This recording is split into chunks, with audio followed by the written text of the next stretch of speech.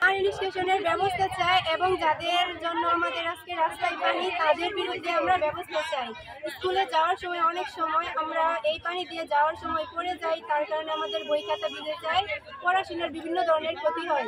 আমাদের দাবি একটাই, পানি নিষ্কাশন ব্যবস্থা চাই এবং যাদের কারণে এটা হয়েছে তাদের বিরুদ্ধে ব্যবস্থা।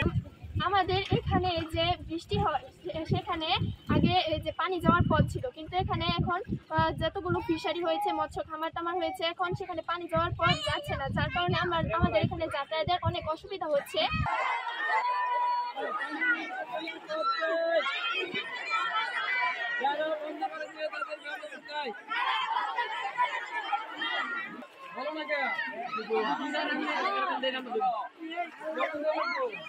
কতিপয় স্থানীয় কিছু প্রভাবশালী লোকে এখানে রাস্তার পানিটা বাদ দিয়া আটকাইয়া এই অবস্থা পানি করছে।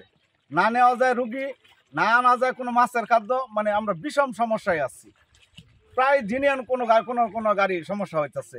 এই অটো যারা দরিদ্র লোক অটো চালায়, ওদের মোটরের সমস্যা হইতেছে, অটো নিয়ে পার হইতে পারে না, মানে কোনো ধরনের চলাচল ব্যবস্থা বর্তমানে বন্ধ।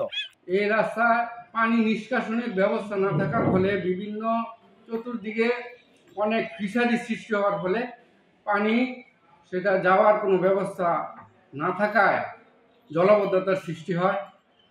তার ফলে ছাত্রছাত্রীদের অনেক কষ্ট হয়, তাদের বই খাতা ভিজে যায়, পোশাক পরিচ্ছদ নষ্ট হয়ে যায়, ভিজে যায়।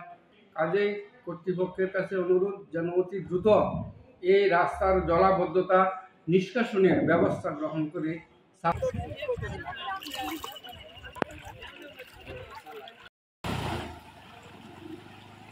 ছাত্রছাত্রীরা বিক্ষোভ করেছে পানি নিষ্কাশনের জন্য।